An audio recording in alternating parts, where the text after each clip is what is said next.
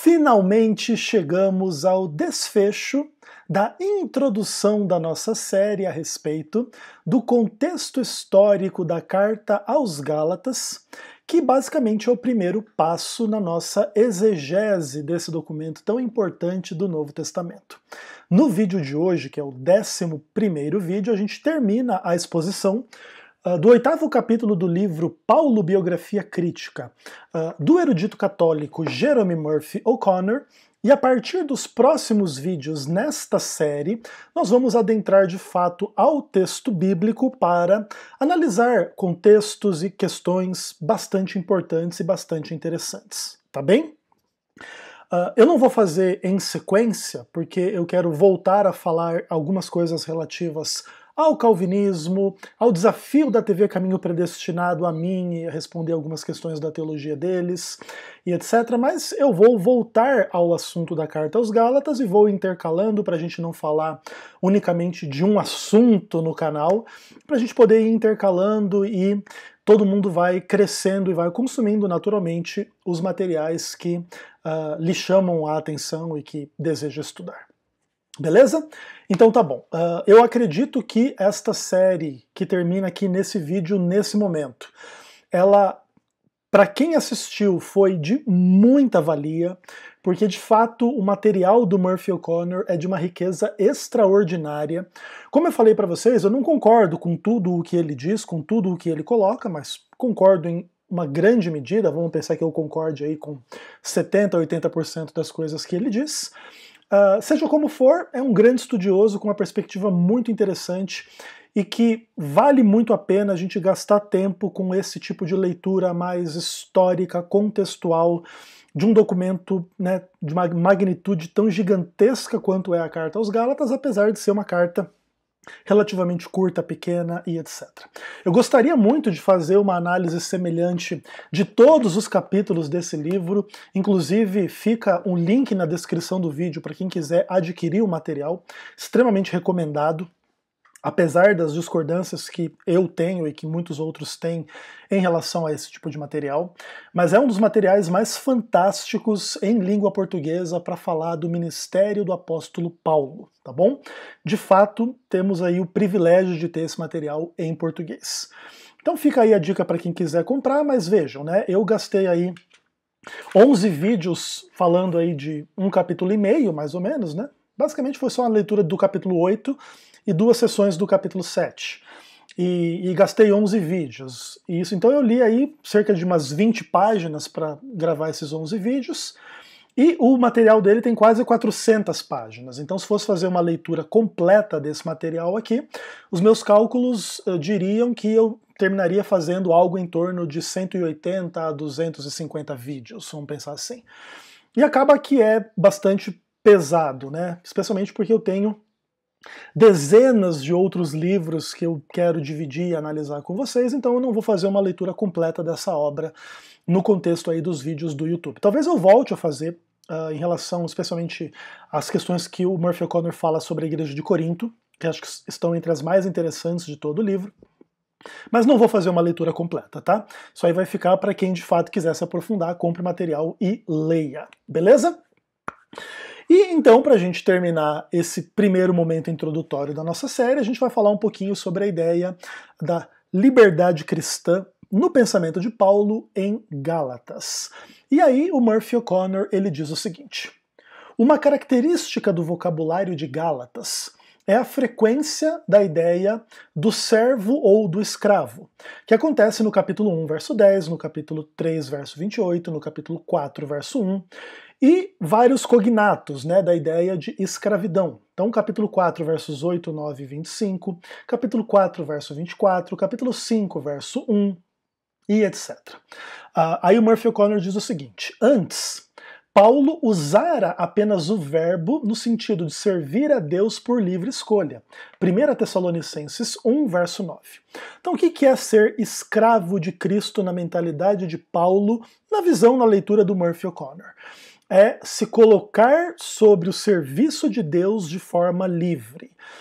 Inclusive, isso é uma questão interessante, né? Na leitura do Murphy O'Connor, não há espaço na teologia de Paulo para um Deus que obriga o ser humano a lhe servir. Existe um Deus que age primeiro, existe um Deus que toma iniciativa, existe um Deus que faz milagres, existe um Deus que confronta, que chama, que capacita e tudo mais. Mas não existe um Deus que force o ser humano a fazer algo que o ser humano escolhe de forma definitiva não fazer. Então, a única forma de ser escravo de Deus, ou servo de Deus, é se colocar nesta posição em resposta ao chamado, ao encontro, ao milagre que Deus realiza. E Paulo é um grande exemplo, né, desse tipo de coisa. Um homem que estava caminhando contra Cristo e que nesse chamado, nesse encontro, nesse milagre da sua experiência com Cristo na estrada de Damasco, agora se coloca como escravo de Jesus Cristo. E o faz de forma livre, não porque tenha sido obrigado, né? Ainda que naturalmente os calvinistas vão poder discordar da ideia do Murphy O'Connor aqui, em função da sua leitura particular, com todas as implicações absolutamente heréticas que são inerentes à leitura calvinista, tá? Mas o calvinismo não se importa muito com coerência e nem com esse tipo de questão, né, que surge do seu próprio entendimento, que torna Deus absolutamente incoerente, maligno e etc. Tá?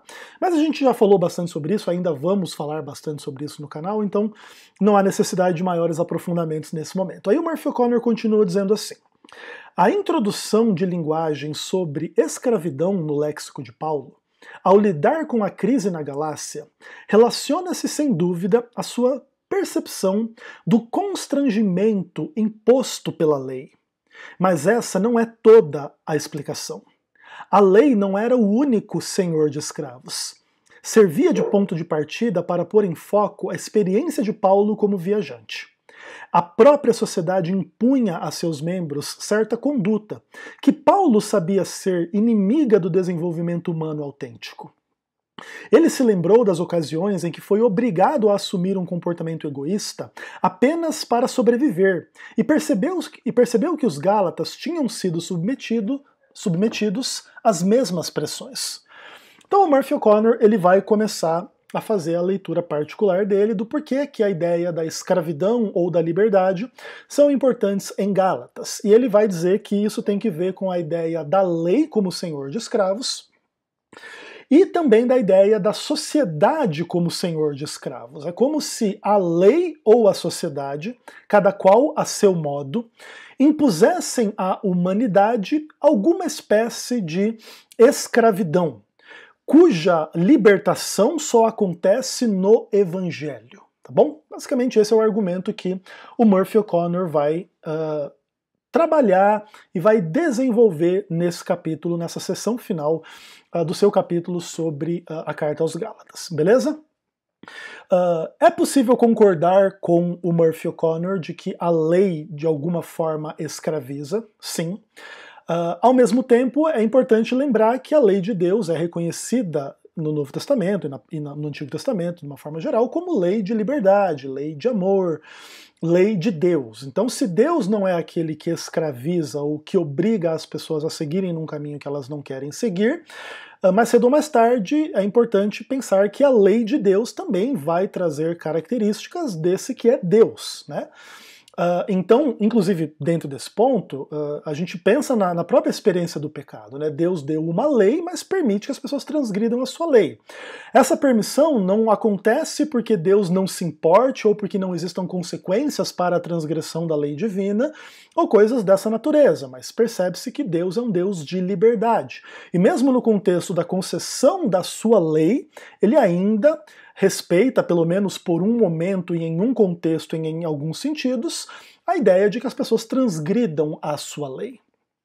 Isso não vai durar para sempre, porque o mal, o pecado, o sofrimento e a morte que deles decorrem não vão durar para sempre, mas não porque Deus não permita, mas sim por questões maiores que têm que ver com a própria questão da natureza do juízo divino sobre a origem, manifestação histórica e disposição final do mal e do pecado e da morte e de tudo mais. Beleza? Então é importante colocar essas questões à luz e também lembrar que Paulo agora está fazendo um argumento na visão do Murphy O'Connor, que de fato é bastante interessante. Assim como a lei, em certo sentido, a depender do tipo de interpretação ou de postura que o ser humano mantenha em relação à lei, pode lhe escravizar, os Gálatas, que não eram profundos conhecedores da lei de Deus, pudessem se sentir um pouco alienados diante de uma imagem desse tipo. E Paulo agora traz a ideia, para que os Gálatas entendam, que é mais ou menos como se as leis, ou a lei de Deus, representasse dentro desse ponto as estruturas da sociedade humana, que muitas vezes contextualizam o homem numa vida cheia de problemas e dificuldades em função dessas estruturas, tá? Imagine que os israelitas estivessem escravizados a ter que matar cordeiro e fazer todos aqueles rituais, senão eles ficavam fora do poder de Deus ou da misericórdia de Deus ou etc. Os Gálatas, eles viviam numa sociedade que tinha guerra, fome, problema, questões políticas e sociais, etc. E dependendo da postura deles, eles, né, de alguma forma, poderiam se colocar em contextos de servidão e escravidão em função dessa estrutura social mais ampla. Então o Paulo, ele de alguma forma compara estas duas questões para dar aos Gálatas um vislumbre da escravidão, para depois refletir sobre a liberdade do Evangelho. Se a liberdade do Evangelho significa sacudir de si os julgos da lei de Deus ou da sociedade humana, é algo que a gente vai precisar discutir, se existe um sentido em que isso é verdadeiro, ou se isso é verdadeiro em todos os sentidos. E caso não seja verdadeiro em todos os sentidos, a gente lembra que a conversão ao cristianismo não torna o homem isento nem da lei de Deus, nem da sociedade humana, né? Ainda que ele possa experimentar libertação em função de perspectivas espirituais, de ressurreição, de glória, de perdão, de salvação e etc, tá? Mas essas questões são limitadas a estas coisas, não a todas as coisas. Não é porque eu sou cristão que eu sou absolutamente livre, como se fosse, por exemplo, Deus, ou como se tivesse uma liberdade que me colocasse acima, né, da própria natureza humana, ou da sociedade humana, ou da existência e etc. Precisa tomar um pouco de cuidado com as implicações de uma leitura muito radical na direção da libertação que o Evangelho traz na vida das pessoas. Essa libertação é real e não pode nem deve ser negada, mas ela não atinge todos os sentidos possíveis que as pessoas possam imaginar. Estou livre da lei pelo Evangelho, estou livre das amarras sociais pelo Evangelho, então agora eu roubo, mato, minto, não me cuido em contextos de perigo porque eu sou totalmente livre. Não é exatamente isso a que Paulo nos conduz. E aí o Murphy O'Connor continua dizendo o seguinte: a fim de lhes transmitir essa ideia da maneira mais moderada possível, o apóstolo diz que eles foram escravizadas aos rudimentos do mundo. E aqui o Murphy O'Connor, ele traz a expressão grega to stoikeia to kosmou, tá bom? Que inclusive é uma das expressões gregas na Carta aos Gálatas mais debatidas e discutidas sobre a que ela se refere. E aí o Murphy O'Connor fala das inúmeras traduções que podem ser feitas dessa expressão grega, tá? Ele diz assim, que essa expressão ela pode ser traduzida como elementos do mundo, estruturas do mundo, rudimentos do mundo, e realça o caráter não decisivo do debate, que se deve ao fato de 9 significados diversos serem comprovados para a palavra stoikeion, né? Que é a palavra que dá origem a esse termo.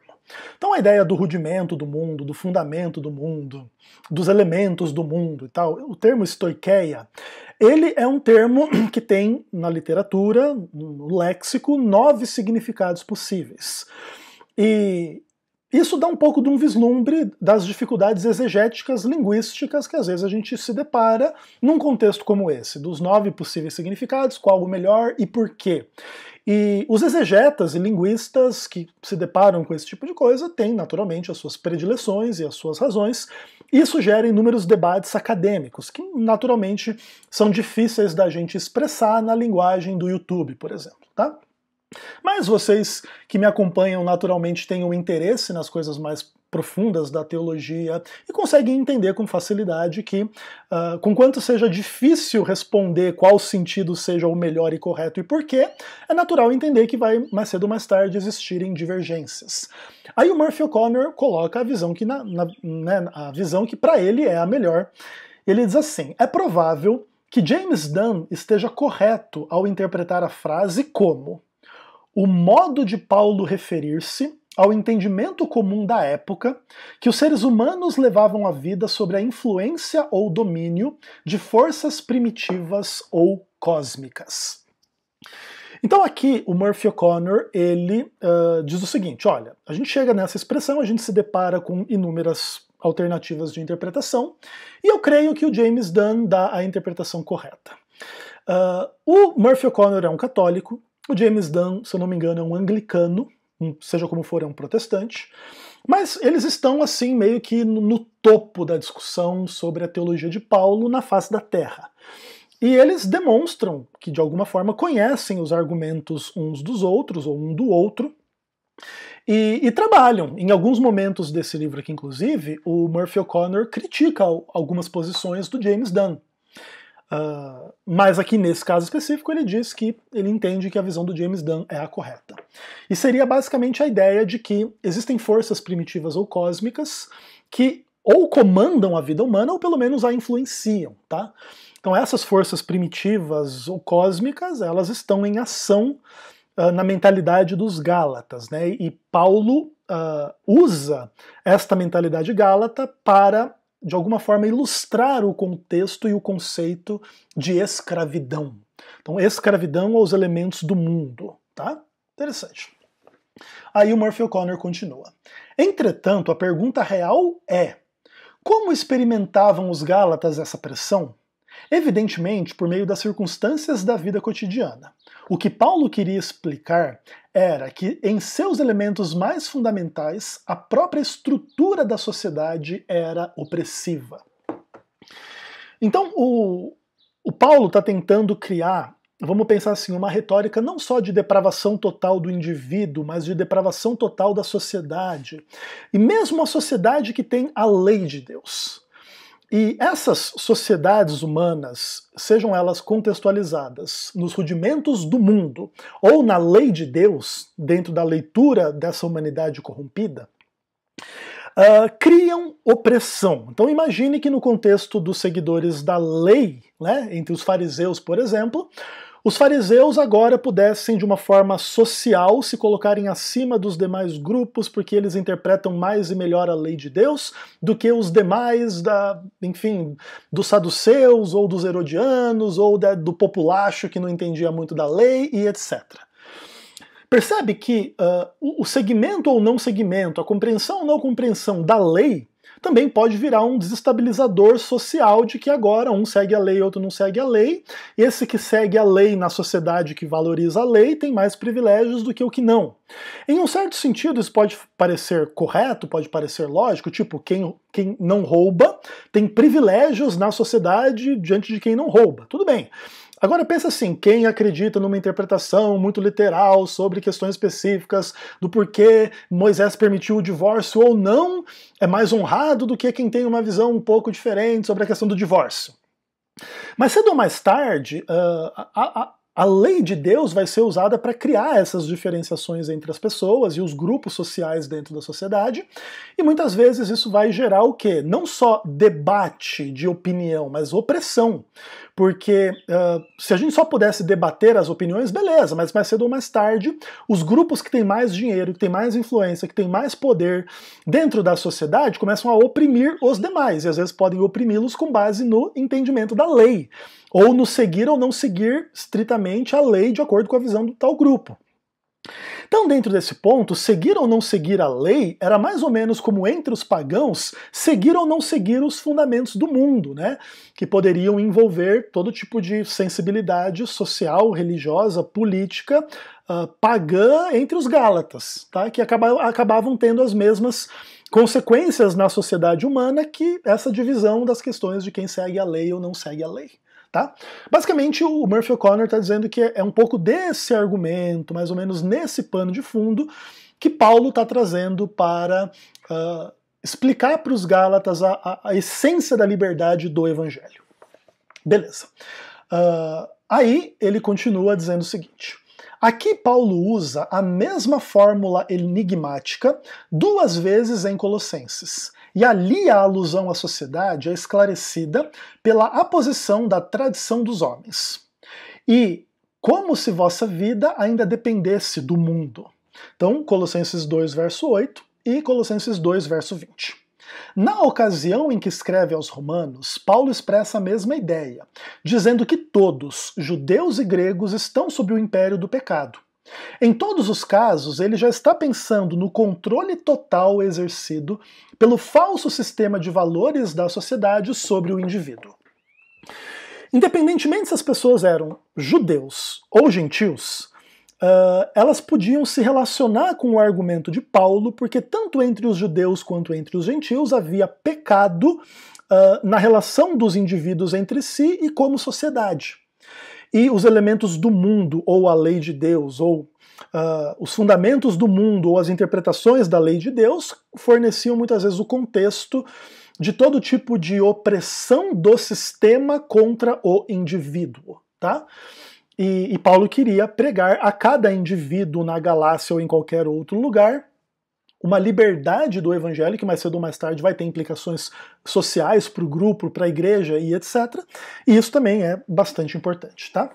Então, vamos lá. O Murphy O'Connor continua dizendo assim: um dos valores do mundo era a obediência cega dos judeus à lei. Exatamente como os que vivem em ambientes poluídos que não têm outra alternativa a não ser respirar toxinas. Assim, os que nascem nesse mundo são automaticamente corrompidos pelos padrões e atitudes, pelos princípios fundamentais do mundo. A oposição que oferecem não é maior do que a de lascas de madeira jogadas em um rio que corre depressa. Paulo evoca deliberadamente a escravidão a fim de salientar que nenhuma resistência real é possível. O eco de sua experiência religiosa e também secular são inconfundíveis. Segundo Murphy O'Connor, o Paulo está usando a questão da escravidão para apontar uma situação bem complexa na relação dos judeus para com a lei, que agora os judaizantes querem, de alguma forma, lançar sobre os gálatas, ou talvez os judaizantes estejam escondendo essas implicações negativas da relação dos judeus com a lei dos judaizantes. Então os judaizantes só contam a história positiva para os gálatas. Olha, você vai se circuncidar, você vai seguir a lei, você vai estar na linhagem de Abraão, não é maravilhoso? Mas e aí? Se eu me circuncidar e o vizinho não, então eu sou mais importante que o meu vizinho e agora isso vai desestabilizar a minha relação com o meu vizinho. E como que isso vai amadurecer numa sociedade em guerra entre si, ou em tensão, e onde uns são privilegiados e outros não, por causa das opiniões, e etc, e etc, e etc? Os judaizantes não contam. E, basicamente, o Murphy O'Connor está dizendo que o Paulo quer trazer essas questões para discussão. Muito interessante a visão do Murphy O'Connor, vocês vão de convir, né? E basicamente é o seguinte, quando o Paulo destaca a escravidão, seja a lei, seja os rudimentos do mundo, da parte dos judeus ou dos gentios, ele está falando um pouco da incapacidade que a gente tem de seguir num curso diferente daquilo que está ao nosso redor. A gente pode seguir um pouco diferente, mas mais cedo ou mais tarde a gente vai ser arrastado pela correnteza, tá? Por exemplo, se a gente chegar num contexto histórico onde todo mundo se mata pela comida, você pode ter um pouco de resistência e usar o princípio da não violência e etc e tal, mas mais cedo ou mais tarde só vai sobreviver quem matar um ao outro por causa da comida, senão não tem o que fazer. Todo mundo que não resistir vai ser morto, vamos pensar assim. Eu acho que é mais ou menos a esse tipo de imagem que o Paulo está evocando na visão do Murphy O'Connor, para dizer que em alguns pontos e em alguns sentidos essas questões se impõem sobre a humanidade. Mesmo a gente querendo viver uma vida de maior paz, maior harmonia, maior amor, maior fé, coisas mais positivas entre nós, o contexto mais amplo não permite isso e a gente é impotente para mudar o contexto mais amplo. Essa é uma visão um pouco negativa da situação do homem no mundo, debaixo da lei ou debaixo dos rudimentos do mundo, Mas conquanto seja uma visão negativa, para Paulo essa é uma visão realista, porque essa é uma visão que leva em conta o pecado do homem, que todo homem peca. Então, mais cedo ou mais tarde, está todo mundo envolvido nesse problema aqui. Inclusive, por isso, a necessidade da pregação do evangelho a todo mundo, não só ao judeu, não só ao gentil, mas a todos. Né? Porque todos são uma só humanidade marcada pelo pecado, corrompida pelo pecado, impotente para resolver os problemas do pecado. Beleza. Aí ele continua dizendo assim: portanto, a liberdade só é realidade em Cristo, a saber, na comunidade cristã e por meio dela. Mas Paulo não era tão simplório a ponto de acreditar que hábitos profundamente enraizados em toda uma vida eram automaticamente erradicados pelo ato da conversão. Era preciso muito mais do que participação nominal na comunidade. Assim ele adverte aos Gálatas: se a vitória dos desejos do espírito sobre os desejos da carne for vitória só em princípio, então a liberdade deles existirá apenas em teoria. Os que pertencem a Cristo crucificaram a carne com suas paixões e desejo. Em outras palavras, foi para os Gálatas serem livres que Cristo os libertou. Uma possibilidade que lhes foi oferecida. Cabe a eles torná-la real, mas como? Então a ideia aqui, basicamente, é o seguinte. O Paulo entendia, ou sabia, na visão do Murphy O'Connor, que o mundo não ia ser transformado em absoluto porque as pessoas estavam se convertendo ao cristianismo. Isso demandaria, inclusive, desdobramentos da história da salvação que aguardam a parousia, a volta de Cristo, a transformação, a glorificação e aí, de fato, a eliminação do pecado e do mal. Antes que isso acontecesse, portanto, a gente conviveria num mundo, nessa tensão entre o bem e o mal. E quem são aqueles que são libertos? São aqueles que estão em Cristo. E quem está em Cristo não é simplesmente quem está aderindo a uma teoria, é quem está vivendo a coisa na prática. Vamos pensar assim: se eu acredito na teoria que os meus pecados são perdoados, mas eu não experimento nenhuma vitória contra nenhum pecado, essa minha crença ela é meramente teórica. Agora, se na minha fé de que eu sou perdoado e liberto dos meus pecados, eu consigo parar de fumar, de ver pornografia, de mentir, de roubar, de, sei lá, de ter sentimentos de ódio, raiva, tristeza, mágoa, sei lá, 1 milhão de pecados e problemas.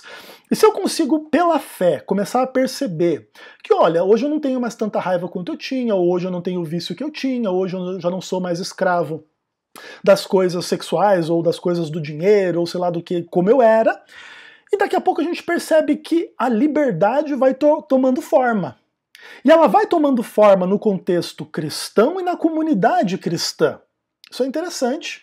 Então foi para isso que Cristo nos libertou, para a gente poder se encontrar como amigos, como igreja, como irmãos, em um contexto de liberdade. E inclusive liberdade do quê? Da gente ter que ficar preocupado se vai roubar, se vai adulterar, se vai matar, se vai dar tudo errado. Porque quando a gente estiver entre irmãos, ou irmãos de fato verdadeiros, essas preocupações vão ser eliminadas. E aí existe o quê? Uma comunidade livre. Se essa comunidade livre ela vive num contexto de uma comunidade escravizada maior ao mal, é uma outra discussão. Então, por exemplo, entre nós aqui dentro da igreja, a gente tem certeza que ninguém vai roubar. Então eu chego dentro da igreja, deixo a minha carteira em cima do banco e vou no banheiro e volto, a minha carteira tá lá. Mas naturalmente quando eu saio da igreja e vou para algum lugar, eu cuido da minha carteira, porque se eu não cuidar, alguém vai roubar e eu vou trabalhar em vão e eu vou ficar sem ter o que comer, porque todo mundo vai roubar o meu salário. Esses são tipos de exemplo para tentar ilustrar a questão. E claro, aqui nesse ponto também é importante entender que a igreja não é meramente um espaço físico, mas é a comunidade dos fiéis mesmo. Às vezes você pode ir num templo, numa igreja, deixar sua carteira aí no banheiro, voltar lá e não tá mais lá. Por quê? Porque a sua igreja ela fica no mundo, e no mundo ainda não há esta liberdade cristã, ainda tem gente escravizada pelo roubo no meio de nós. Entendeu? Então basicamente o Paulo está fazendo toda essa argumentação, dizendo que a gente pode ser livre dentro da comunidade, mas a questão é, como que faz isso? E aí o Murphy O'Connor diz o seguinte: a resposta de Paulo é inequívoca. Vós, irmãos, é para a liberdade que fostes chamados, contanto que esta liberdade não dê oportunidade à carne, mas pelo amor, ponde-vos a serviço uns dos outros. A escolha é dos Gálatas. Se seu comportamento reflete o egocentrismo das obras da carne, eles estão sob o jugo de escravidão.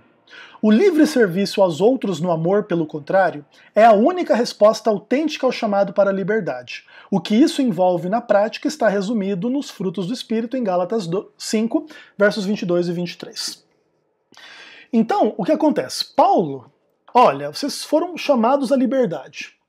Se vocês usarem esse chamado para se aprofundar na carne, agora eu sou livre, agora que eu vou roubar, e agora inclusive não vou ter nem má consciência e culpa por roubar, porque agora Jesus carregou os meus pecados. Você está no jugo de escravidão. Agora, se você se apropriar da ideia da graça, do perdão, da salvação e de fato entender que Deus perdoa o seu pecado e você pode ser livre dele, você de fato manifestar essa liberdade vencendo esse pecado, então você vai desenvolver e vai viver os frutos do Espírito. Basicamente é isso. E aí o Murphy O'Connor diz assim: aqui temos um princípio que fundamenta o entendimento de Paulo a respeito da escravidão e da liberdade. O que desenvolve a comunidade gera liberdade, enquanto o que milita contra a comunidade destrói a liberdade. Em última análise, portanto, a liberdade é um patrimônio da comunidade cristã, não propriedade do indivíduo. Só são livres os fiéis que pertencem a uma comunidade autêntica. Os que pertencem a uma comunidade nominal não são. A única proteção contra o poder difuso do falso sistema de crenças do mundo é proporcionada pelo apoio e pela inspiração, que oferecem os valores autênticos vividos pelos irmãos cristãos. Eu creio que essa parte da conclusão do Murphy O'Connor é a mais importante do que ele fala a respeito disso, ainda que mereça ser um pouco melhor destrinchada. Então vamos lá. Paulo aqui, ele deixa claro o que ele entende por escravidão e por liberdade. A escravidão é o pecado, a escravidão é o falso evangelho, a escravidão é um cristianismo nominal que não muda a vida da pessoa e não transforma ela à semelhança de Cristo e etc. Isso é escravidão. A liberdade é o quê? Você ter os seus pecados perdoados e o poder para vencê-los. Se isso não acontece na última instância da perfeição absoluta, não é tão importante quanto que isso aconteça de forma real e que os frutos do Espírito sejam acompanhados de forma real. Aí, o importante é as pessoas saírem um pouco do foco em si mesmas e começarem a olhar umas às outras. E entenderem que essa liberdade do não roubar, do não adulterar, do não matar, do não mentir, do não idolatrar, capacita elas a adorarem a Deus e serem amigas umas das outras. E agora elas fortalecem umas às outras.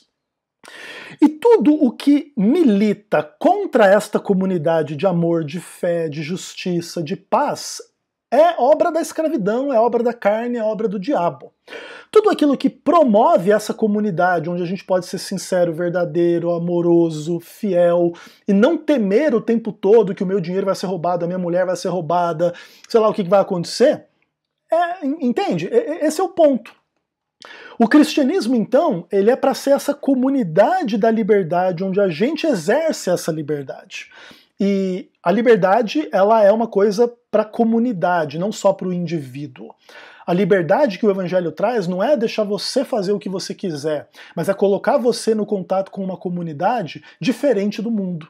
E é no amor, e é na fé, e é nos frutos do Espírito, e isso é verdadeira liberdade.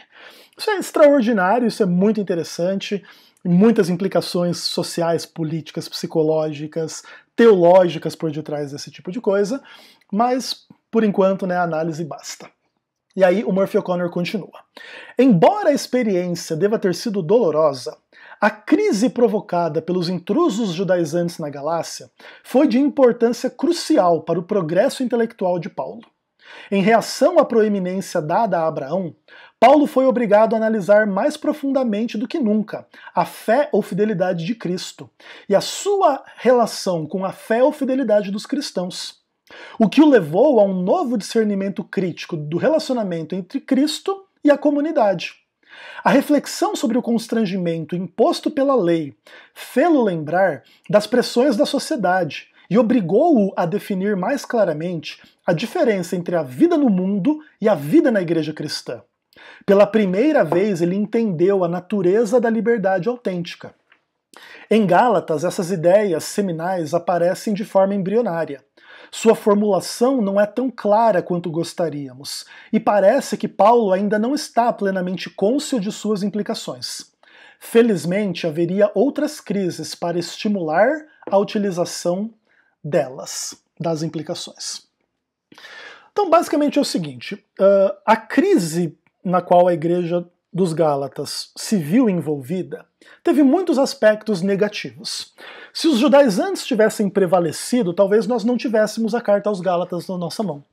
Se os judaizantes tivessem prevalecido, talvez todos nós aí assistindo esse vídeo, que somos homens, seríamos circuncidados.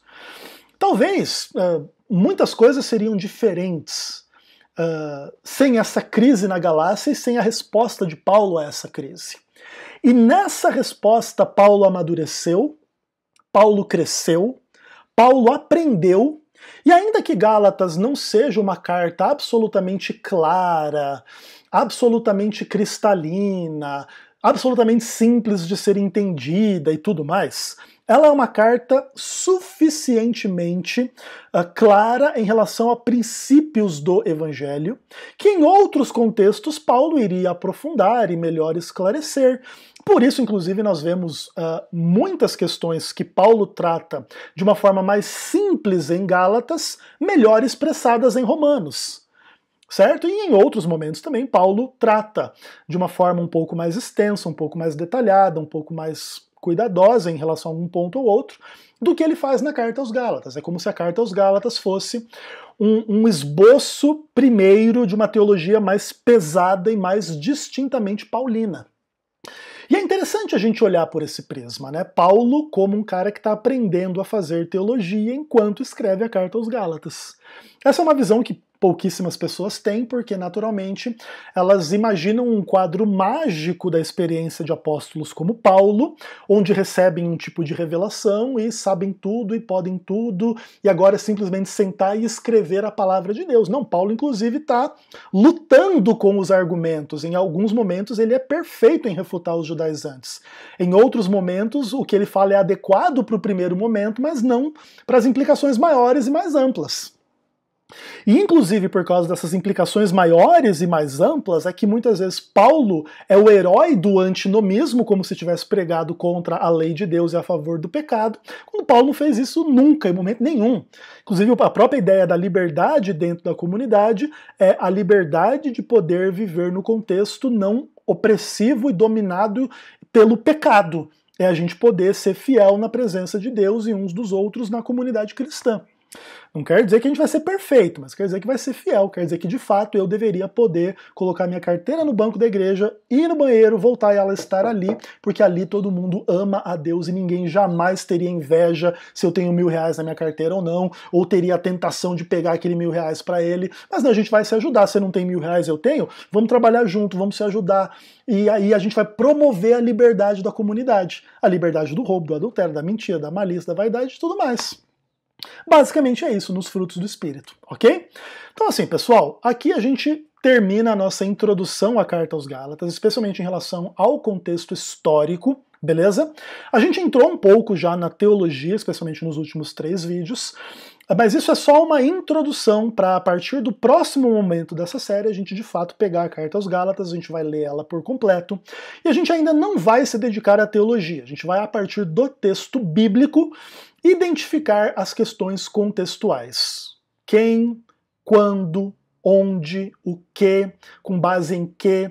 Então, quem escreve, quem recebe, quem são os personagens, qual é o contexto histórico, qual é o contexto geográfico, quais são as passagens do Antigo Testamento que são evocadas para esclarecer as questões.